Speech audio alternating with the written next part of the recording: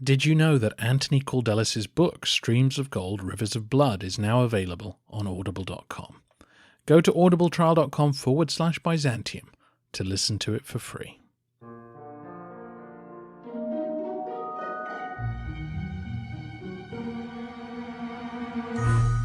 Hello everyone, and welcome to the History of Byzantium, episode 295, The Forgotten Siege. Last time, the narrative moved forward with no more flashbacks to the sack of Constantinople. The 1220s saw the rise of Epirus as Theodorus Ducas led their forces east to capture Thessaloniki. That triumph was soon deflated, though, when he was captured in battle with the Bulgarians and lost his eyes. Though Theodorus would be released and would pass his imperial title to his son, Epirus was out of the contest for Constantinople. The Ducas family had established a functioning Roman government for the Western Balkans, but could not go beyond that.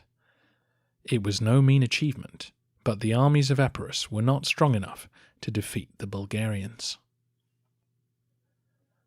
The new Bulgarian Tsar, Ivan Asen, was now able to put political pressure on the Latins. The Westerners no longer had a functioning army. All they could do was defend the Theodosian walls and a few other forts. And so the Tsar tried to leverage the advantage he had over them. Ivan made various attempts to marry his way into Constantinople. He hoped that he could get his relatives into the capital or be named as regent or protector for the young emperor Baldwin II. But the Latins were anxious about a Bulgarian takeover and brushed him off. This cleared the path for an alliance between Bulgaria and Nicaea. The two strongest powers in the region began to negotiate in the early 1230s about how they could eliminate the Latins for good. This would allow them to divide Thrace between themselves and create a lasting peace. They concluded that a joint siege of Constantinople would be necessary to achieve this. Yes, a joint siege between Romans and Bulgarians. Who'd have thought it? Before we can start pulling the trebuchets into position, though, we need to bring Nicaea into the 1230s. We were last in Anatolia back in episode 290, where we covered the career of Theodore Lascaris. Lascaris had worked incredibly hard to bring unity to the region, and had won a memorable victory over the Turks to prevent them from encroaching on his turf. But the last few years of his reign are a little murky. While Epirus was on the rise, Nicaea seems to have been consolidating. The new state had to put down roots and establish its place in the world. Lascaris, like Ivan Asen, thought marrying his way into the Latin hierarchy was the best way forward. So he wed the Emperor Henry's niece Maria in the hopes that eventually their progeny might inherit Constantinople and put this whole sordid business behind them.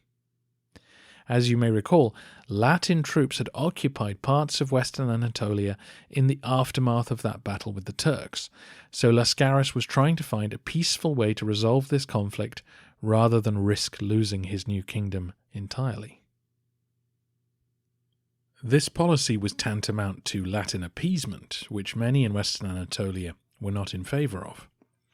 The patriarchal clergy seem to have been particularly opposed to compromise with the Westerners, understandably, given that church union would mean submission to the will of Rome, a Rome which had sanctioned war against the Orthodox.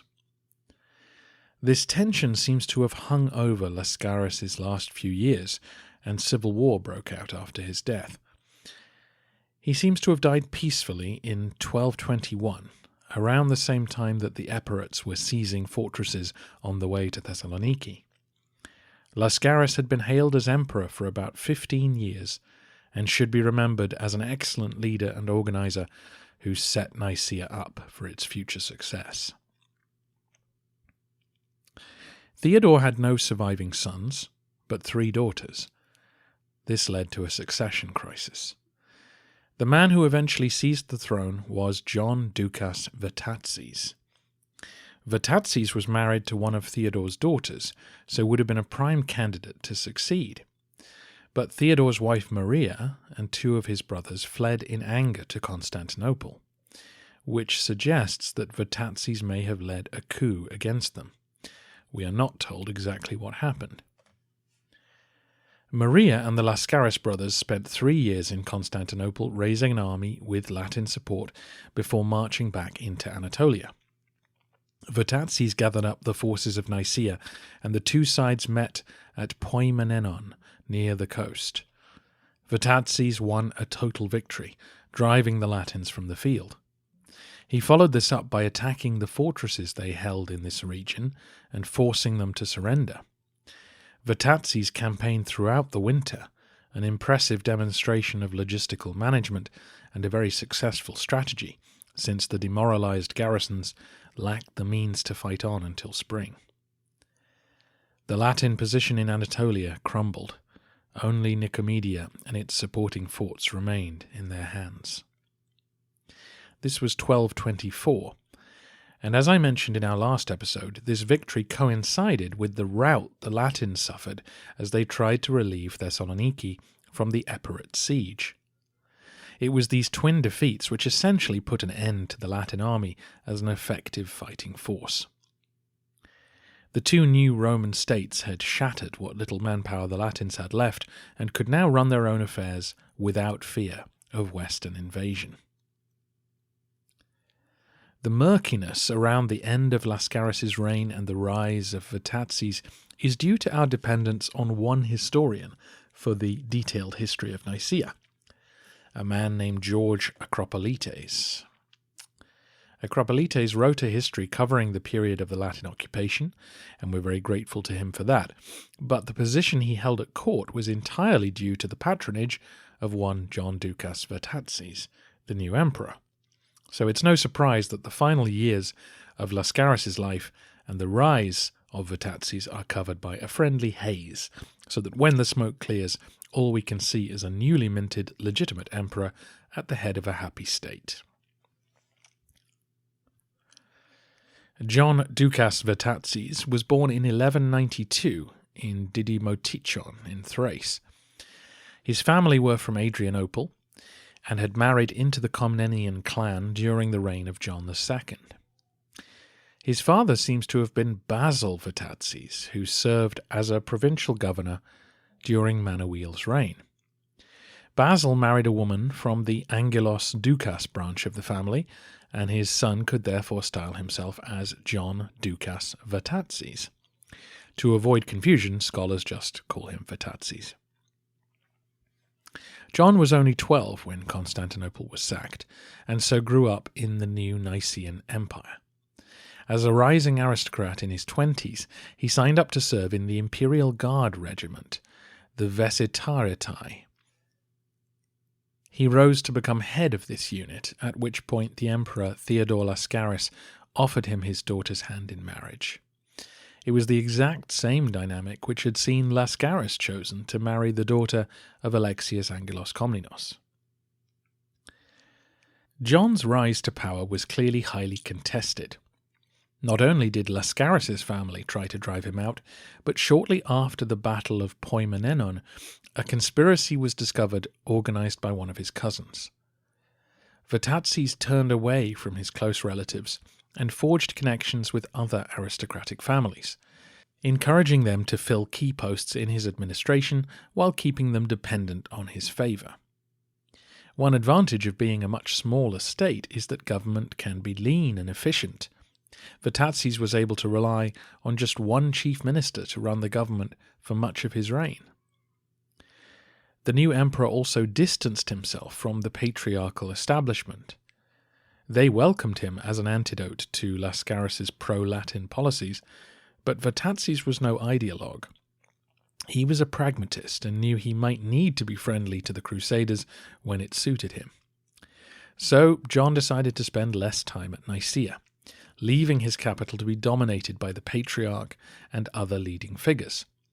He established a winter court at Nymphaeon in the hills near Smyrna, and kept his treasury at the nearby town of Magnesia. Putting 250 miles between himself and the patriarch clearly helped Vatatzes focus on the work at hand.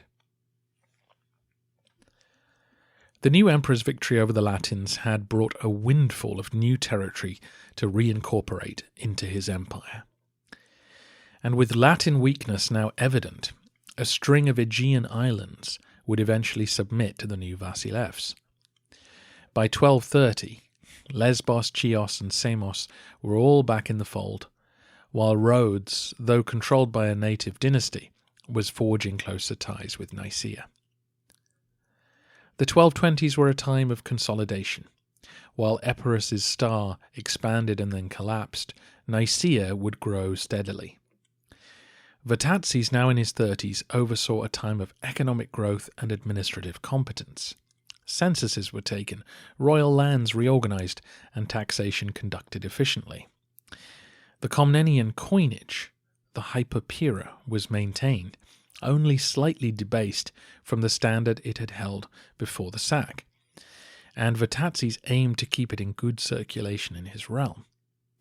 The emperor encouraged his subjects to become self-sufficient, denying the Venetians easy access to his markets and publicizing his own frugality by using the revenues of the imperial poultry farms to pay for his empress's crown. Peaceful relations were maintained with the Seljuks, and licenses were granted to allow the nomads to winter their herds on Roman land. Raiding still took place, and so the countryside was well fortified, with Vatatzes taking care to rebuild walls, maintain stockpiles, and recruit soldiers. Native garrisons reported to their local dukes to defend the provinces, but foreign troops continued to be hired for offensive operations and were given pronoia land if they agreed to stay. We can see the success of Vatatzes' first decade in power in what would follow in the 1230s. His armies would dominate warfare in the Balkans, and he was able to establish a large fleet, something Constantinople had been unable to do under the Angeloi. 2 naval bases were created, one at the Hellespont and the other at Smyrna. The Nicaean Empire was clearly ready to expand, and by 1230, with Epirus in freefall and Constantinople vulnerable, the time was right to act. Vatatzes did initially follow the same path as his predecessor, attempting to open up a peaceful reincorporation of Constantinople. Remember that although the Latin Empire was in a feeble state, we should never forget how it came into being in the first place. The spectre of another crusade descending on the Bosphorus hung over Roman politics. So Vatatzes wrote to Pope Gregory IX to discuss the possibility of church union. After all, if this could be realized, then there would be no justification for Latin hostility towards the Byzantines. Unfortunately, the subsequent meeting held at Nicaea descended into predictable rancor. The Roman government was willing to be flexible, but the papal representatives were not, and if pushed, neither were the Orthodox clergy. Each side ended proceedings, calling the other heretics. And so, Vatatzes turned to Bulgaria and proposed a joint siege of Constantinople. This was an extraordinary offer. The Romans would never normally invite a foreign power to come close to their capital. The risks were too high. But clearly Vatatzes felt he didn't have the manpower to force his way in. He needed the Tsar's men and was willing to give up large portions of Thrace in order to reach the Hagia Sophia.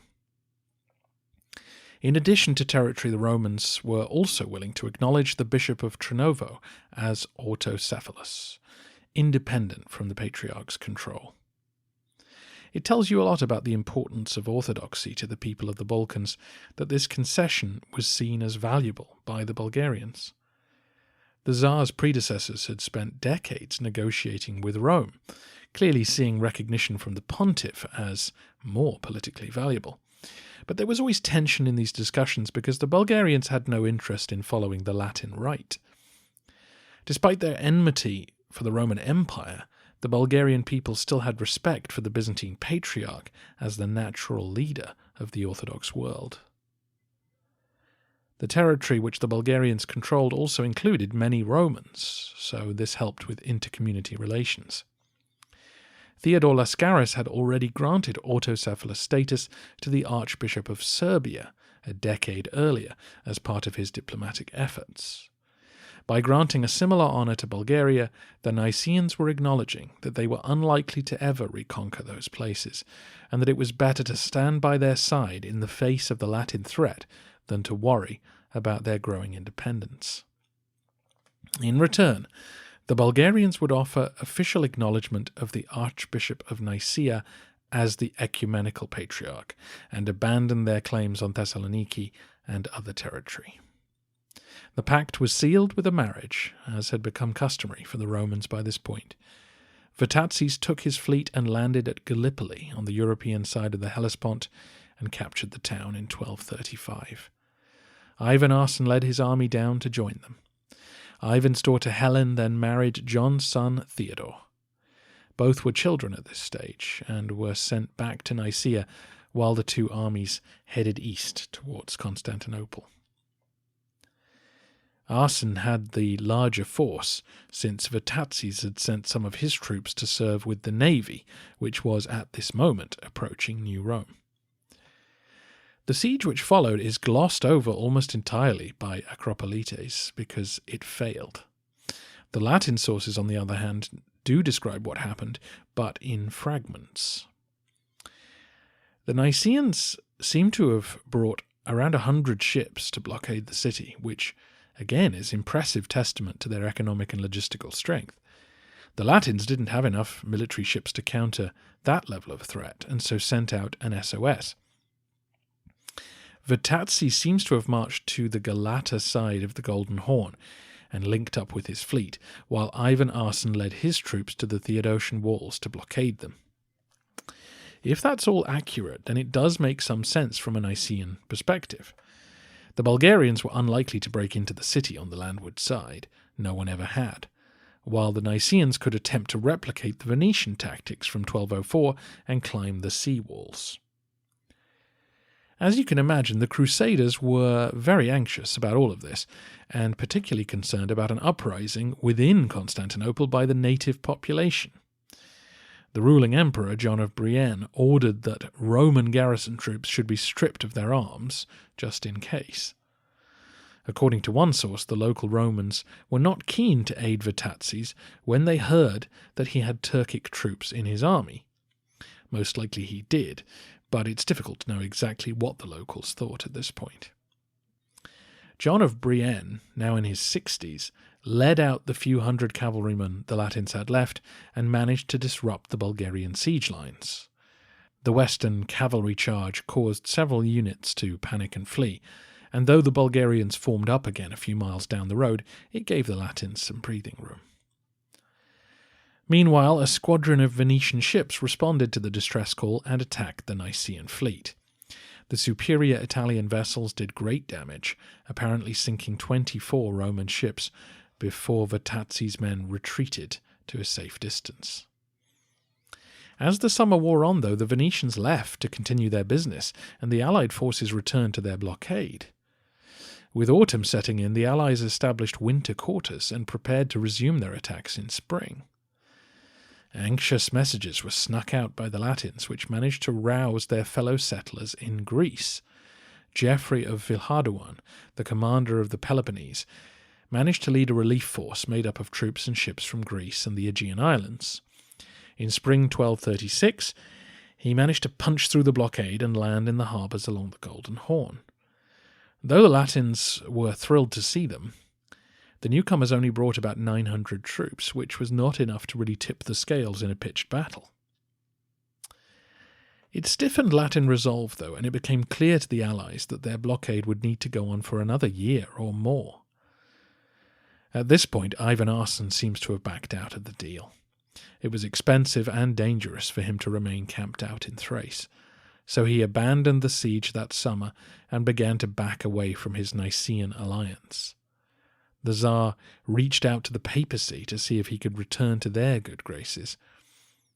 Meanwhile, the younger emperor of Constantinople, Baldwin II, took the opportunity to head to Western Europe to beg for reinforcements. This desperate but necessary act was followed by the death of John of Brienne in March 1237. This opened up the possibility in Ivan's mind that the Latins might turn back to him as a protector from their enemies. He actually arranged for his daughter to be returned to him, ending the alliance with Nicaea for good. For the Latins, it was another stay of execution. So long as the preeminent powers in the Balkans couldn't agree who should get Constantinople, their administration would limp on. Vatatzes attempted to besiege Constantinople again in 1241, but without Bulgarian support the effort was doomed, and he turned his attention elsewhere. I think it's worth just asking at this point why Vatatzes tried to take Constantinople. Stupid question, I know, but given how hard an operation it was to pull off, as we just saw, given the danger of provoking the West into organizing another crusade, why not leave it? Why not focus on retaking other territory and continue to try and marry your way in?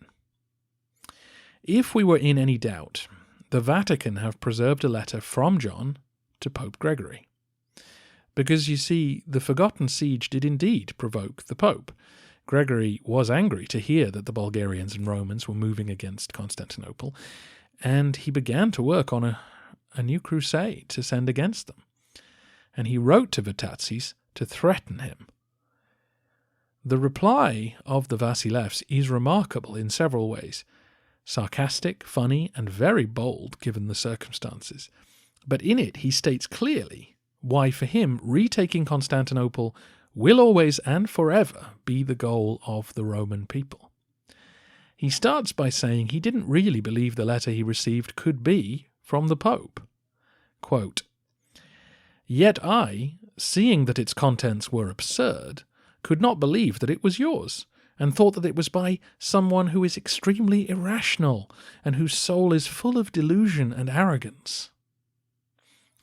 The Pope had asked for the famed wisdom of the Greeks to recognize his position, as in the preeminence of the throne of St. Peter, to which Vatatzes responds, quote, "But what need is there of wisdom to understand what your throne is? If it stood upon the clouds, or was airborne somewhere, perhaps we would need meteorological wisdom to understand it. But since it is planted firmly on earth and differs in no way from other episcopal thrones, how is knowledge of it not readily at hand for everyone?" He then points out that the wisdom of the Greeks may be ancient, but the descent of the Greeks he represents is that from Constantine the Great. Quote, "You demand that we not neglect your throne and its authority. Shall we then not counter-demand that you observe and recognize our just rights to the authority and power of Constantinople, rights originated in the days of Constantine the Great, and passing from him through a long series of rulers of our genos that extended for about a millennium has come to us. Indeed, it came to my own progenitors, those of the genos of the Ducae and Comnenoi, who held sway in Constantinople for hundreds of years, and the Church of Rome proclaimed them emperors of the Romans. How then does it seem right to you that we do not reign, and that you have crowned John of Brienne instead?" He continues, quote, "How is it that you approve unjust and grasping attitudes, and regard as a matter of law that thieving and murderous takeover by which the Latins installed themselves in the city of Constantine? Even though we have been forced to change our location, regarding our rights to that authority, we remain unmoved and unchanging by the grace of God. For he who is emperor rules over a nation and a people and a multitude, not over rocks and wooden beams, which make the walls and towers." Vatatzes pours scorn on the concept of a crusade aimed at Constantinople. Quote, "This letter also said the following, that your heralds had traversed the entire world preaching the message of the cross, and that a large number of warriors had assembled for the liberation of the Holy Land. When we heard this, our hearts were gladdened, and our hopes raised, thinking, as was only reasonable, that these avengers of the Holy Lands would start their work of vengeance with our own country, and impose upon those who have enslaved it the just penalty that they deserve for violating sacred churches, profaning sacred vessels, and perpetrating every kind of unholy deed against Christians. He concludes that crusading, by this point, is merely a means for Westerners to disguise their love of power and gold, and tells the Pope that he is welcome to send an army against Nicaea. Quote, "We have the means to defend ourselves." Vatatzes' boldness is as refreshing as it is surprising, but he leaves us in no doubt that the people of Nicaea saw themselves as Romans, and that Constantinople would always be their home, and their home by right, and that the purpose of the Nicaean state was to retake it and make it the home of the Romans once more. But for that to actually happen, Vatatzes would need a bit of luck. Besieging Constantinople was such a huge challenge that it would take every ounce of Nicaean strength, something that could hardly be contemplated with hostile Turks and Bulgarians sitting either side of you. And it's not like some formidable enemy is going to appear out of nowhere and crush those states, leaving Nicaea to stand alone in this region, is it? Next time on the history of Byzantium, the Mongols appear in Europe for the first time. While we wait for the sound of thunderous hoofbeats in the distance, why not check out Streams of Gold, Rivers of Blood on Audible? Anthony Caldelis's brilliant book covers the golden age of the Macedonian dynasty, beginning with the Phocas family on the rampage in the east, moving through Basil II's reign and ending with the coming of Alexius Komnenos. It is scholarly analysis of the highest order and a story told in narrative order, like this podcast. If you'd like to listen for free, then go to audibletrial.com/Byzantium. That will get you a month's trial of Audible service. You can browse their astonishing collection of books, radio shows, and audio goodness, including many favorites from this podcast. And if you need to take a break, you can cancel your membership anytime and keep all the books you purchased forever.